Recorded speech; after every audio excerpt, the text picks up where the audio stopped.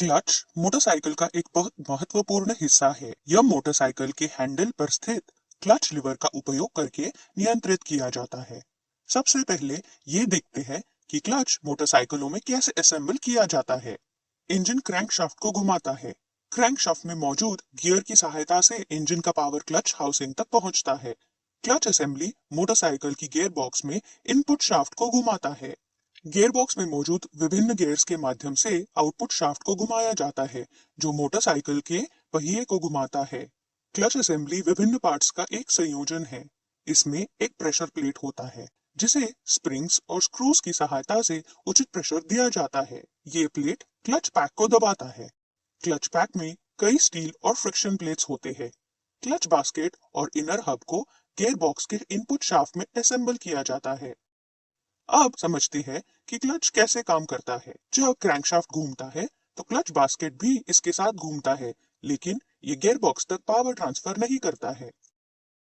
Inner hub gearbox के input shaft से जुड़ा होता है। यदि हम इनर हब को घुमाते हैं तो ये गियरबॉक्स के इनपुट शाफ्ट को भी घुमाएगा। क्लच की कॉन्सेप्ट समझने के लिए हम एक काल्पनिक कनेक्टर लेते हैं, जिसके बाहरी और भीतरी हिस्से पर दांत है, जो इनर हब और क्लच बास्केट से इंटरलॉक हो सकता है। यदि हम क्लच बास्केट और इनर हब के बीच में इस काल्पनिक कनेक्टर को असेंबल करते हैं, तो हम इन दोनों को एक साथ घुमा सकते हैं। और अगर हम इस काल्पनिक कनेक्टर को हटा देते हैं, तो क्लच बास्केट और इनर हब स्वतंत्र हो जाते हैं। लेकिन इस कनेक्टर का उपयोग करने में एक समस्या है। जब कनेक्टर को हटा दिया जाता है, तो इनर हब मोटरसाइकिल की इनर्शिया के कारण घूमने लगता है और क्लच बास्केट इंजन के कारण घूमने लगता है। इस वजह से क्लच बास्केट और इनर हब अलग अलग गति से घूमना शुरू करते हैं। अब इन दोनों से इंटरलॉक करने के लिए हमारे काल्पनिक कनेक्टर को एक ही समय में दो अलग अलग गति से घूमना होगा, जो कि असंभव है। उदाहरण के लिए, यदि इसकी गति इनर हब की गति से मेल खाती है, तो इसे क्लच बास्केट के साथ इंटरलॉक करना असंभव या बहुत मुश्किल होता है। इस कारण से कनेक्टर के स्थान पर क्लच पैक का उपयोग किया जाता है। क्लच पैक में अलग अलग प्लेट्स होते हैं, जो कनेक्टर के रूप में काम कर सकते हैं। समझने में आसानी के लिए हम इन प्लेट्स में से दो प्लेट्स को लेते हैं। इन प्लेट्स में से एक फ्रिक्शन प्लेट है और दूसरा स्टील प्लेट है। फ्रिक्शन प्लेट की बाहरी परिधि में दांत होते हैं, जो क्लच बास्केट के साथ इंटरलॉक होते हैं। यह प्लेट क्लच बास्केट के साथ घूमता है। स्टील प्लेट के भीतरी भाग में दांत होते हैं, जो इनर हब से इंटरलॉक होते हैं।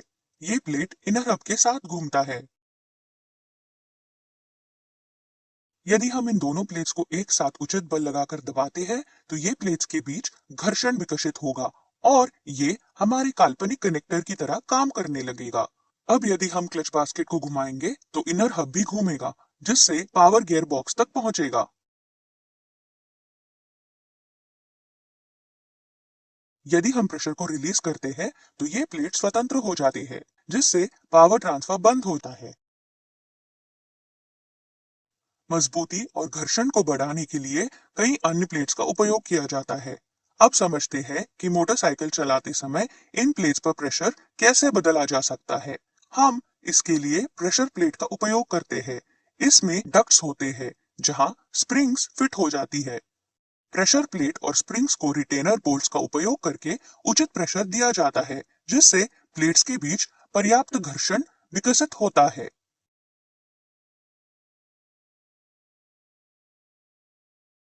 हम प्रेशर प्लेट को बाहर की ओर धकेलकर क्लच पैक पर प्रेशर को कम कर सकते हैं।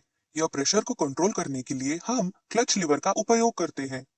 क्लच लीवर को खींचने और छोड़ने से एक केबल या हाइड्रोलिक सिस्टम एक एक्चुएटर आर्म को घुमाता है। यह एक्चुएटर आर्म पुश रॉड को दबाता है।